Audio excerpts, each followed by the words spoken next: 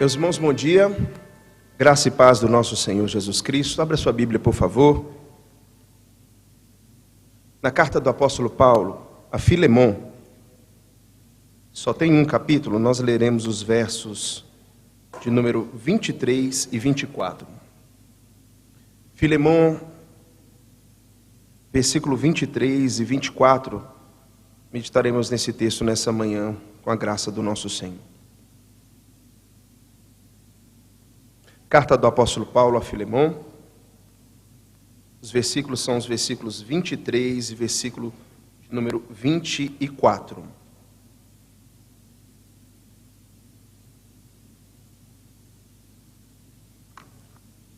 Diz assim a palavra do Senhor: Saúdam-te Epáfras, prisioneiro comigo em Cristo Jesus, Marcos, Aristarco, Demas e Lucas, meus cooperadores.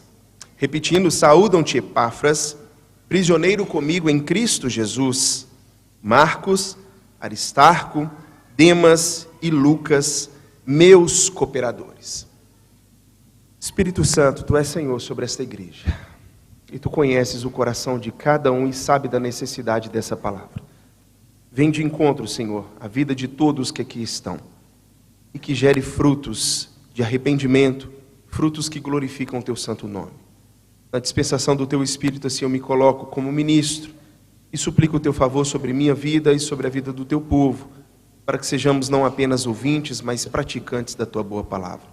E assim nós oramos no nome de Jesus. Amém.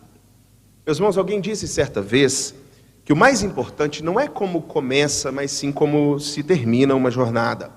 Seja isso na vida cristã, na vida social, profissional ou familiar. Em qualquer uma dessas áreas, muitos são aqueles que começam bem a jornada, mas no fim terminam mal. Eu poderia citar, por exemplo, Saul, e como foi o início da sua caminhada, sendo chamado pelo Senhor, mas a gente sabe qual que é o fim de Saul. Ele desobedece ao nosso Senhor e faz coisas que não deveriam fazer. Nós poderíamos citar Salomão, que tem um início maravilhoso, sendo consagrado como rei de Israel. O Senhor certa vez se apresenta para ele, pede o que quiseres, e o homem pede sabedoria, e Deus dá para ele sabedoria, mas mais do que isso, dá para ele tudo aquilo que um rei tinha direito. Um homem que começou maravilhosamente bem, mas que no decorrer da sua vida, no decorrer da sua caminhada, ele vai se envolver com coisas as quais o Senhor tinha proibido. Começou muito bem, mas vai terminar mal.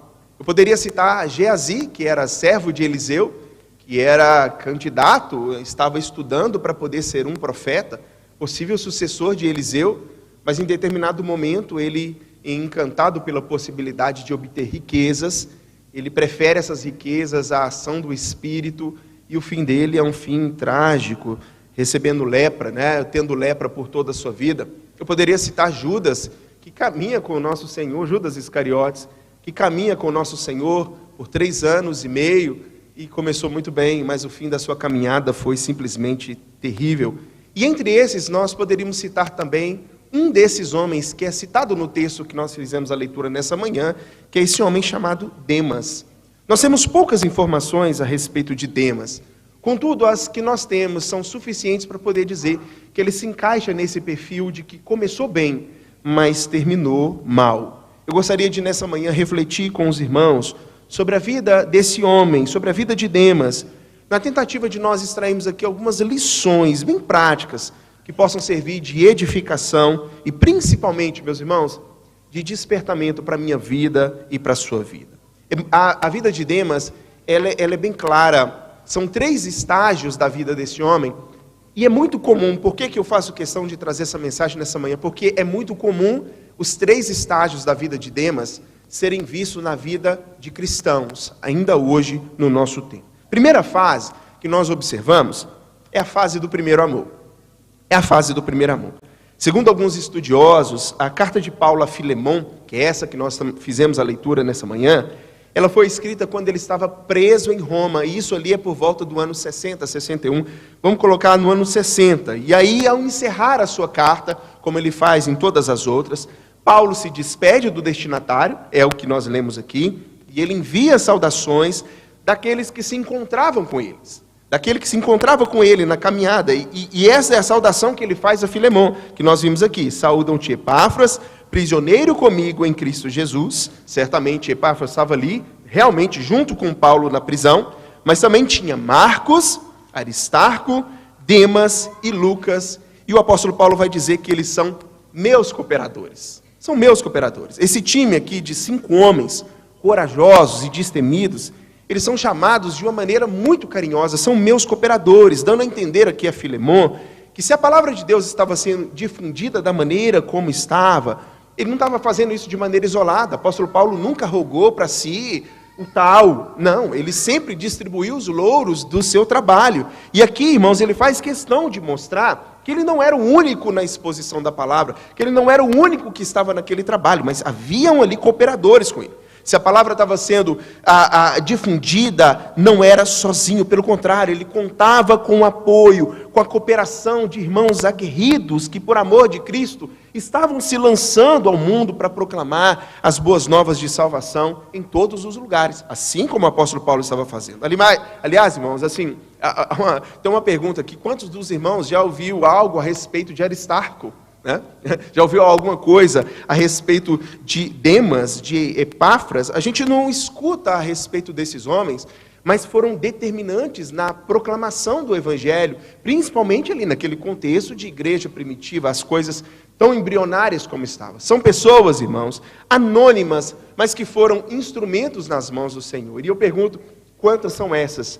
Quantas são as pessoas anônimas que foram instrumentos de Deus na vida desta igreja? Se os irmãos tiveram a oportunidade de fazer a leitura do livro que conta a história da nossa igreja, os irmãos vão ver que são pessoas que muitas das vezes não chegaram ao diaconato, ao presbiterato, mas que foram instrumentos de Deus, que abriram portas, que evangelizaram. E hoje nós estamos aqui, irmãos, para comemorar 90 anos de existência dessa igreja, mas existem pessoas, né? A gente pode citar nomes que marcaram, que passaram por essa igreja e que marcaram uma história, mas quantos anônimos? Quantos desconhecidos aos nossos olhos, mas não desconhecidos aos olhos do nosso Senhor. Toda vez que fala disso, eu sempre lembro do Ronaldo Lidório contando da experiência dele, ele vindo do trabalho na África, dos Concombas, e ele conta, quando volta para o Brasil, existiam 3 tribos ali na parte da Amazônia, 3 tribos que ainda não havia sido catalogado, não havia tido ainda a oportunidade de evangelização. E ele conta, irmãos, que veio com esse objetivo e monta a equipe e faz planejamento e sobe, 3 dias mata dentro com guia ali, uma dificuldade tremenda. Chegaram na tribo, primeira tribo, eram 3. E quando ele chega na tribo, talvez pensando que fosse o primeiro contato com o homem branco ali, né, naquele lugar, e ele já anuncia: olha, meu nome é Ronaldo, eu sou missionário e eu vim aqui para falar do Filho de Deus, nosso Senhor Jesus Cristo. E aí um dos índios virou e falou assim: ah, sim, o culto é amanhã. E ele de Jesus Cristo nosso Senhor. Sim, o culto é amanhã, o senhor é bem-vindo aqui. Mas como assim? Sim, nós já ouvimos, aqui nós servimos ao Senhor Jesus. Mas como é isso? E aí, irmãos, ele adentra um pouco mais e encontra lá a tendinha do missionário João, que na verdade não era missionário não. Encontra o irmão João dentro daquele lugar, irmão, tão ermo, tão escondido, mata dentro, e quando chega: tudo bem, o senhor que é o missionário João? Não, eu não sou missionário não. Qual que é a missão que te trouxe aqui? Não, não foi missão não. Meu irmão, o que o senhor está fazendo aqui no meio dessa mata, tão longe, distante, com família e filhos? O que o senhor está fazendo aqui? E aí ele: não, eu estava participando de uma conferência missionária alguns anos atrás, e aí o pastor falou que a gente não precisa de um chamado missionário, o que a gente precisa é de levantar e ir anunciar o Evangelho, e aqui eu estou. Amanhã eu trabalho aqui nessa tribo, mas depois da manhã, mas hoje à noite é na tribo 2 e é na tribo 3. E esse irmão, missionário, conhece o missionário João? Eu também não, mas o missionário João está aí, anônimo aos nossos olhos. Mas está aí, irmãos, adentrando o mato e pregando e falando do Evangelho do nosso Senhor Jesus Cristo, alcançando tribo para a glória do nome do nosso Senhor. São tantos esses Tantos esses, irmãos, que aos nossos olhos, que não entram para dentro de livros, que não entram para dentro da história, que não marcam, que não têm os seus nomes escritos da maneira como a gente pensa, não têm os seus nomes avultados da maneira como a gente pensa, mas são homens que são instrumentos nas mãos do nosso Deus. A gente para pensar em Aristarco, em Epáfras, em Marcos, em Demas, em Lucas, e são cooperadores, e o apóstolo Paulo está os elogiando por causa que esses homens ali estavam. Quando eles, em especial aqui, quando Demas entrega a sua vida a Jesus, se dispõe a segui-lo, irmãos, tornando-se um cooperador na pregação do Evangelho, certamente ele não fez isso de maneira displicente. Ser cristão no contexto do apóstolo Paulo, e principalmente, irmãos, para ser um cooperador do apóstolo Paulo, alguém que ombreia, que caminha lado a lado com ele, irmãos, era extremamente difícil, porque se tratava de vida. Quantas vezes o apóstolo Paulo, irmãos, já foi dado como morto? Quantas vezes ele sai debaixo de surra, de pedradas? Quantas vezes nós vemos isso na Bíblia? O que ele é atacado. Então a gente olha para a vida de Demas, que é o especial que nós estamos tratando aqui nessa manhã, e o que nós observamos é que ele sabe daquilo que ele iria enfrentar. E ali está Demas, junto com o apóstolo Paulo. Um comentarista bíblico, ele afirma que a palavra grega aqui, usada por Paulo para poder falar de meus cooperadores, é uma palavra muito marcante no grego, é a palavra sunergos. Sunergos diz respeito a quem você coloca confiança, a quem caminha lado a lado com vocês, com você. Então, quando o apóstolo Paulo diz, esses que são comigo são os meus sunergos, esses que são comigo são os meus cooperadores. Meus irmãos,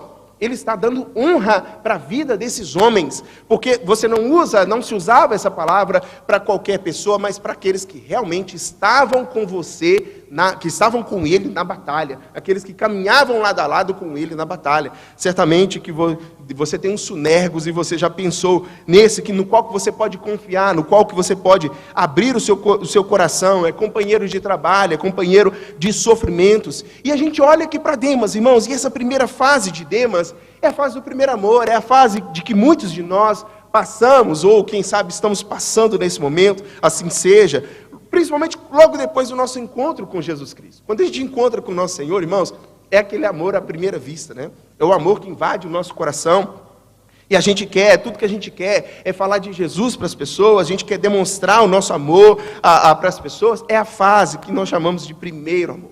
Nessa fase, irmãos, o compromisso mais importante que nós temos é com o reino, é com a obra. Nós tornamos-nos verdadeiros cooperadores daqueles que trabalharam, daqueles que trabalham para o reino, para o crescimento do reino do nosso Senhor. Então, irmãos, quem está no primeiro amor, orar, ler a Bíblia, contribuir, participar do culto juntamente com os demais irmãos, não é um fardo, como talvez para muitos aqui. Ai, ter que ir no culto, ter que ler a Bíblia. Não. Quem está na fase do primeiro amor, irmãos, não é um fardo. Se constitui um prazer, é uma necessidade da nossa alma. Da nossa alma. E todos nós, irmãos, todos nós precisamos estar caminhando no primeiro amor. Mas a gente observa que ele não fica assim. A segunda fase de Demas, irmãos, já é uma fase um pouco mais complicada. E eu coloquei um nome aqui só para poder distinguir, que é uma fase já de esfriamento. Se a carta do apóstolo Paulo a Filemon, ela é escrita ali pelo ano 60 depois de Cristo, a carta do apóstolo Paulo aos Colossenses, ela foi escrita cerca de 2 anos depois, por volta do ano ali 62. E nessa carta do apóstolo Paulo aos Colossenses, quando ele faz uma menção de Demas, ele já não usa mais, já não é mais da mesma maneira. Paulo faz de uma maneira mais simples. Já não tem mais a mesma paixão, não tem mais o mesmo entusiasmo, a convicção de chamá-lo de cooperador, como ele fez antes. Lá em Colossenses, no capítulo 4, versículo 14, diz assim a palavra do Senhor. Saúda-vos, Lucas. Ele está encerrando a carta aos Colossenses, e mais uma vez ele vai falar sobre quem está com ele, né? Então ele vai dizer, saúda-vos, Lucas, o médico amado, e também Demas. Saúda-vos, Lucas, o médico amado, e também Demas. Pode ser, irmãos, que o que eu vou afirmar aqui seja pura elucubração pessoal. Pode ser coisa da minha cabeça mesmo, de pregador, né? Eloy disse esses dias que o pastor parece que pensa de uma maneira diferente, tem uma rotação diferente. Pode ser. Mas quando eu olho aqui, irmãos, o apóstolo Paulo ele já não usa mais, já não é mais da mesma maneira que ele faz quando ele escreve da primeira vez a respeito de Demas. Quando ele fala lá em Filemon, Demas é meu sunergos, Demas é meu cooperador, Demas está comigo. E agora, ele exalta Lucas. Lucas é um médico amado. Inclusive, Lucas também tinha sido citado a primeira vez. Mas agora, Lucas é um médico amado. E também Demas. E também Demas. Cada dia que passava, irmãos, e essa é a impressão que dá, por causa do fim da história, e por isso nós chegamos a essa conclusão, que cada dia que passava, com a aproximação do martírio de Paulo, com o aumento da perseguição aos cristãos ali, irmãos, o mundo se tornava cada vez mais atraente, mais sedutor. Ser crente não é fácil, irmãos. Se você quer ser sincero, uma vida cristã honesta, genuinamente cristão, e não apenas nominalmente cristão, não é fácil, não é fácil. E aí já dá sinais que talvez Demas está esfriando. E o meu medo, irmãos, é que o que acontece com Demas seja o que esteja acontecendo na sua vida. Esfriamento espiritual. Esfriamento espiritual. Quantos são aqueles, irmãos, e aí você pensa na sua vida, que já não tem mais a mesma paixão por Jesus como tinha anteriormente? Já não tem mais a mesma paixão por Jesus como tinha anteriormente. Muitos de nós já não tem mais a mesma alegria em servir ao Senhor como serviu no passado. Já não tem mais a mesma disposição de louvar, de ler a palavra, de contribuir, de participar dos trabalhos da igreja, como você já teve. Muitos são aqueles, irmãos, que já não tem mais a sensibilidade ao pecado, já não tem mais a repulsa pelo mal, já não tem mais a mesma sede por Deus, como em tempos passados. No serviço, já não é mais útil como já foi. Quantos de nós já estão aqui, prontos para poder participar da ceia do Senhor, mas ela parece que não tem mais o mesmo significado para você como já teve no passado? Irmão, se há uma fase da qual eu e você precisamos estar atentos, é a fase do esfriamento. Da primeira vez que Paulo menciona Demas, ele chamou de meu cooperador. Na segunda vez, ele apenas menciona o seu nome, como se já não fosse mais tão comprometido. Parece que já não é mais tão comprometido como ele tinha sido anteriormente. E será que não é exatamente isso que está acontecendo com você? Cadê o seu amor pelo Senhor, irmão? Há quanto tempo você não chora mais, não chora diante da presença de Jesus? Cadê a sua fome? Cadê a tua sede? Cadê a tua vontade pelas coisas de Deus? Seus olhos já não brilham mais quando falam, vamos à casa do... Quando te chamam, quando te convidam, vamos à casa do Senhor. Por que isso está acontecendo? Mas além disso, irmãos, por que você está permitindo que isso aconteça na sua vida? Por que você não reage a essa situação? A frieza espiritual, irmãos, é algo que nos acomete, é algo que pode vir. Todo cristão está suscetível a ter os seus baixos na sua vida. Nós olhamos para os apóstolos do Senhor, a gente vê Pedro, e o que Pedro é capaz de fazer. A gente olha para Davi, que é homem segundo o coração de Deus, mas a gente vê o que ele é capaz de fazer. Mas, irmãos, quantos são aqueles que se entregam? E aí, o que vai acontecer, irmãos, é sempre uma escalada para aquilo que é mal. Nós temos a fase do primeiro amor, nós temos uma fase de esfriamento.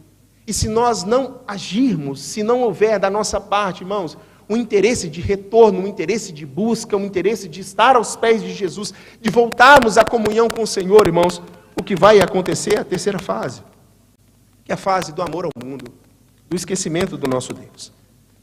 Carta do apóstolo Paulo a Filemon é no ano 60. A Colossenses é o ano 62. E quando ele escreve, irmãos, a segunda carta a Timóteo, já no fim da sua vida, isso é por volta do ano 64 a 68, não há muita certeza. 64 a 68, eu vou jogar a data maior, o ano 68 depois de Cristo. Foi nesse período, irmãos, quando ainda o apóstolo Paulo estava em Roma, aguardando ali a sua execução, que ele escreve para Timóteo as seguintes palavras. Isso é Timóteo, 2 Timóteo, capítulo 4, versículo 9 e 10. O apóstolo Paulo escreve, mais uma vez, encerrando a carta, e ele vai dizer: Timóteo, procura vir ter comigo depressa, porque Demas, tendo amado o presente século, me abandonou e se foi para Tessalônica. Procura vir ter comigo depressa, porque Demas, tendo amado o presente século, me abandonou e foi para Tessalônica. Eu não sei se os irmãos perceberam, certamente que sim, mas o afastamento de Demas, irmãos, foi gradativo. O afastamento de Demas foi gradativo, não apenas do Evangelho, como até mesmo da comunhão de Paulo e da sua missão como cooperador na pregação da palavra de Deus. De igual modo, irmãos, foi gradativo, é sempre assim, gradativo, o envolvimento dele, o apego dele às coisas do mundo, às coisas que o mundo oferecia, até levá-lo de vez, abandonar tudo aquilo, irmãos, que antes representava a pérola de grande valor, pela qual ele estava disposto a empenhar a sua vida. William Hendricks, um comentarista, ele diz nesse versículo que Demas abandonou o apóstolo Paulo, irmãos, e a situação era precária. Mais do que isso, ele abandona a fé por ter amado as coisas, o presente século, as coisas desse mundo. Paulo está aqui, irmãos, dizendo que o mundo se tornou tão atraente para Demas, que ele não pestaneja e ele abandona a fé para buscar os prazeres terrenos. O presente século aqui do nosso texto refere-se, irmãos, a tudo que diz respeito ao mundo, ao tempo atual, à modernidade, às coisas que o mundo tem para poder oferecer, aqueles que se contentam só com as coisas do aqui e do agora. Demas, irmãos, no fim das contas, perdeu a herança prometida. Perdeu aquilo que, de fato, é a única coisa que realmente importa. Perdeu o reino de Cristo. Perdeu a comunhão com o nosso Senhor. Mas aqui, o foco que eu quero, que isso fique cravado no seu coração, é de que essa decisão de trocar as coisas espirituais e eternas por coisas que são passageiras, não foi do dia para a noite.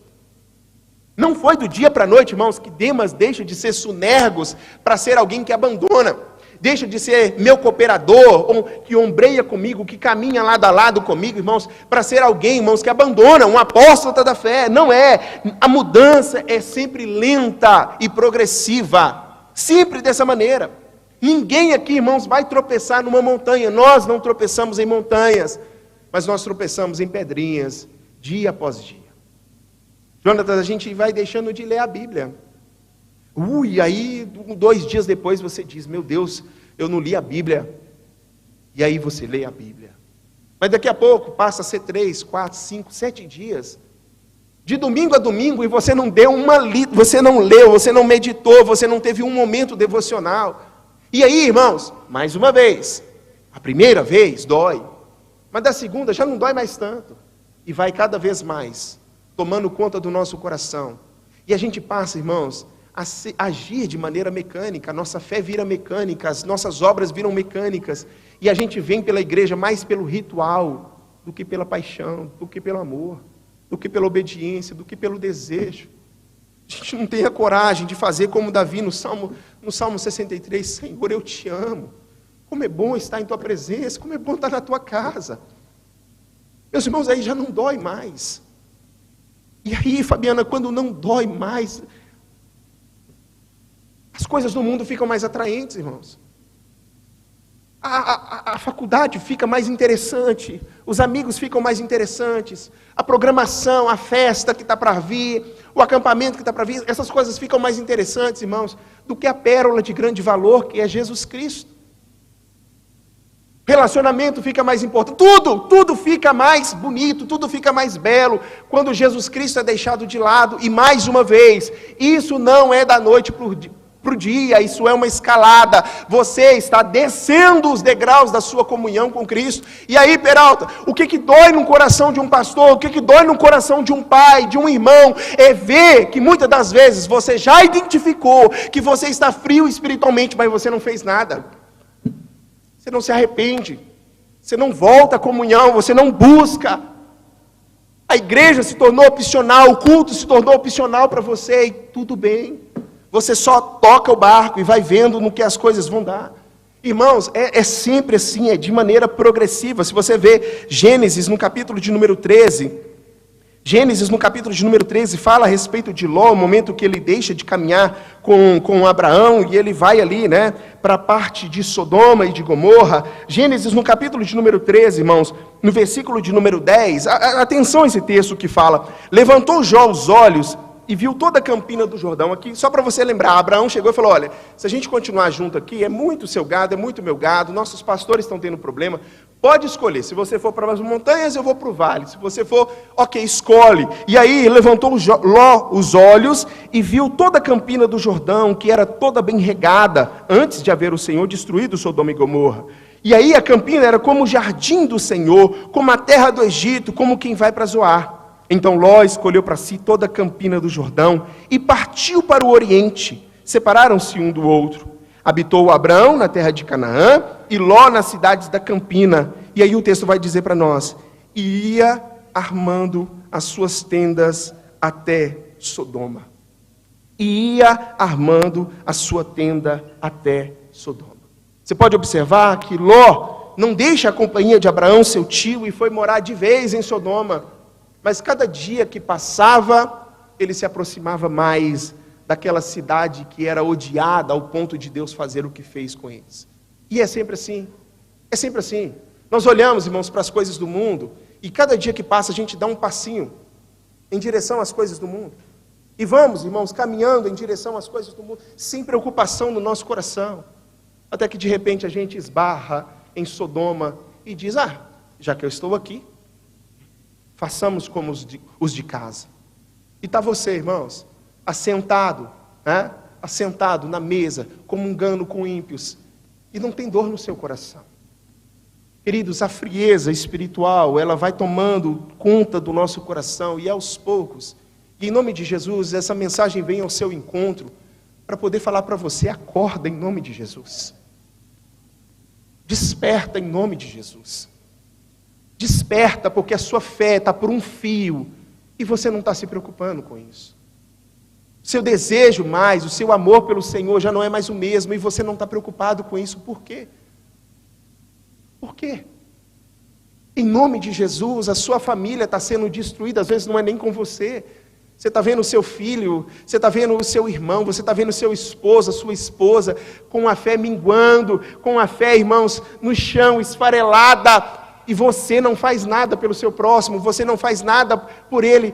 Cadê o seu joelho no chão? Cadê a sua oração? Cadê a sua busca? Cadê o seu empenho? Cadê a sua busca por socorros, por sonergos que pode te ajudar na caminhada? Cadê o seu sacode na vida dessa pessoa? Porque senão, irmãos, o final dessa história é Demas abandonando Paulo para seguir as próprias paixões do seu coração.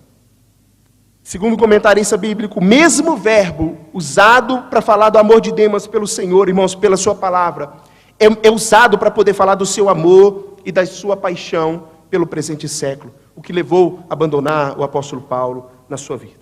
Permita-lhe fazer a seguinte pergunta: será que você está chegando nesse estágio? Será que essa é a realidade? Será que o próximo passo agora é você simplesmente dizer assim: eu vou lá sair do grupo da UMP, vou sair do grupo da UPA, vou sair do grupo das irmãs, porque eu já não me identifico mais com eles. Esse domingo eu vou ficar aqui, vou no parque, vou no shopping, vou no cinema. Por quê? Porque já não te dói mais. A frieza tomou conta do seu coração. Para a gente concluir, em aproximadamente 8 anos, Demas saiu de um estágio de amor por Jesus, ao ponto de caminhar e estar disposto a morrer, para simplesmente amar o presente século. Se acaba assim para ele, Deus assim o sabe, nós não sabemos.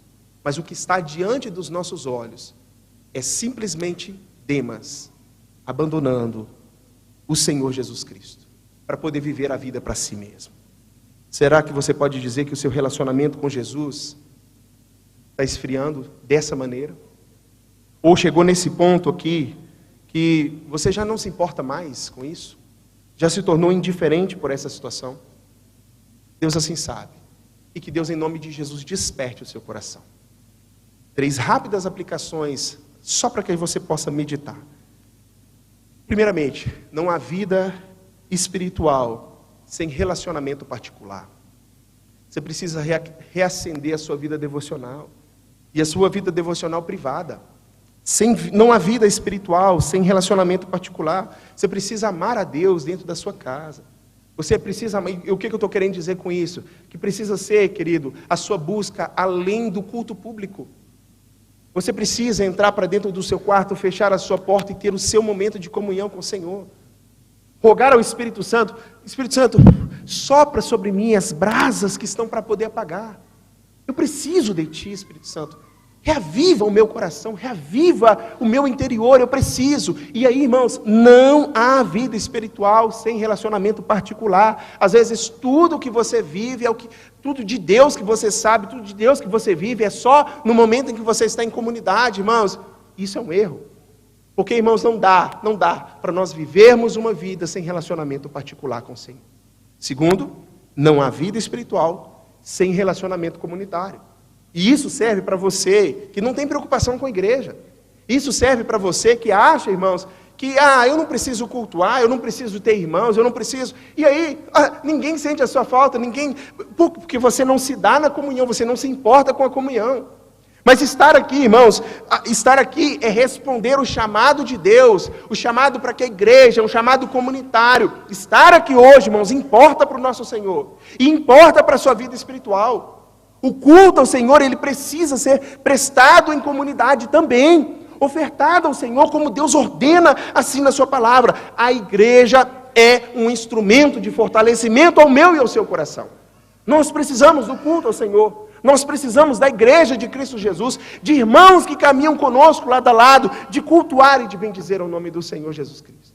Você precisa de vida particular com Deus, você precisa de vida comunitária com o Senhor. E por fim, irmãos, nunca, por favor, nunca se considere suficientemente forte. Demas aconteceu isso porque certamente ele era fraco. Graças a Deus, eu tenho uma vida muito forte de comunhão com o Senhor. Irmãos, no dia em que você se considerar suficientemente forte, você já começou a descer os degraus. Você já começou a descer os degraus. É justamente porque nós somos fracos.